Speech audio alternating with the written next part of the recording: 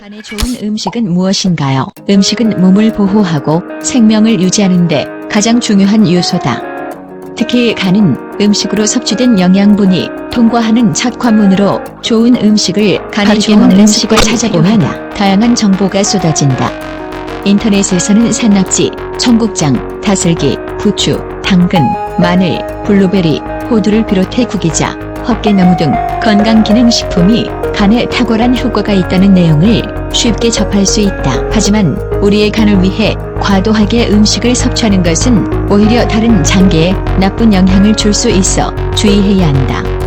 따라서 간에 좋은 음식을 먹기 전에 개인의 건강 상태를 확인하고 다른 질환은 없는지 살펴보아야 한다. 무엇보다 영양분이 어느 한 가지로 치우치지 않게 골고루 균형 잡힌 음식을 섭취해야 한다.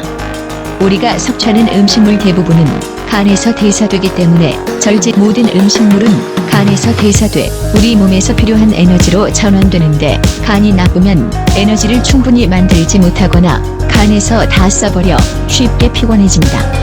이때는 단순당이나 지방이 아닌 현미, 잡곡, 통밀, 율무, 팥, 수수, 보리 등의 곡류가 좋다.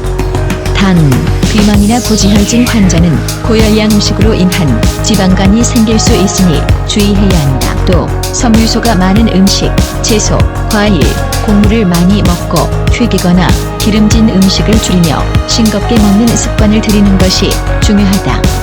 기름에 튀긴 음식보다는 삶은 음식이 좋고 당분이 들어간 음료수보다는 물이나 녹차 종류를 마시는 것이 바람직하다. 사탕, 꿀, 초콜릿, 라면, 도넛, 케이크, 삼겹살, 갈비, 닭껍질, 햄, 치즈, 땅콩, 콜라, 사이다 등 열량이 높은 음식에 과도한 섭취를 삼가야 한다. 단백질 보충은 간세포 재생을 돕는다. 생선, 콩, 두부, 기름기를 제거한 살코기, 달걀, 우유가 좋고 가능하면 식물성 단백질이 좋다. 하지만 간경화가 있는 경우 간성 혼수를 유발할 수 있기 때문에 단백질 섭취에 주의를 기울여야 한다. 무비타민과 무기질이 함유된 녹황색 채소는 간 대사를 촉진하고 항산화 작용을 하는 것으로 알려져 있다. 또한 커피가 간에 좋다는 연구 결과도 있다. 1992년 클라스키 박사가 처음 실시한 연구에 따르면 커피가 간경화 발생을 줄이는 것으로 나타났으며 이어 지난 20여 년간 이와 관련된 연커피 안에는 카페인 외에 탄수화물, 지방, 미네랄, 단백질 등 100가지 이상의 성분이 들어있는데 전문가들은 이 성분들이 서로 작용해 간을 보호하는 효과를 나타내는 것으로 추정한다. 하지만 지나친 카페인으로 인한 부작용이 발생할 수 있어 카페인 하루 권장량인 300mg을 넘지 않는 것이 좋다. 커피 한 잔에는 약 115에서 175mg, 인스턴트 커피 한 잔에는 60mg 정도의 카페인이 함유되어 있다. 따라서 안전한 커피 섭취량은 하루 원두 커피 3잔, 인스턴트 커피 5잔 이내라고 생각하면 된다. 특히 지방간이 우려되는 사람이라면 식습관을 통한 체중 조절은 필수다. 단 무리한 체중 조절로 몸에 필요한 비타민이나 미네랄이 부족해지지 않도록 주의한다. 일주일에 1kg 이상 급격한 체중 감소는 오히려 심각한 지방간염을 유발하고 간의 손상을 일으킬 수 있다.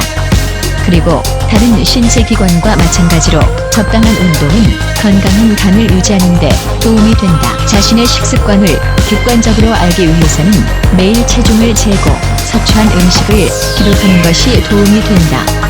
식사를 할 때는 끼니를 거르지 말고 3끼를 챙겨 먹되 한 끼 분량을 조금씩 줄이는 것이 좋다. 음식을 천천히 먹고 눈앞에 간식거리가 보이지 않도록 채우는 것도 좋은 방법이다. 배고픈 상태에서 외식을 하면 과식하기 쉽기 때문에 외식 전 약간 배를 채우고 가는 것도 좋다. 물론 과식이나 야식을 피해야 한다. 만약 과식을 했다면 평소보다 운동량을 늘려 에너지를 더 소비하는 것이 바람직하다. 간혹 간암 환자들 중에서는 특정 음식이 간암에 효과적이라고 하면 그 음식에만 매달리는 경우가 있다. 하지만 식이요법만으로 간암을 완치할 수 없다. 소화에 지장이 없는 한 모든 음식을 골고루 섭취하는 것이 가장 바람직하다.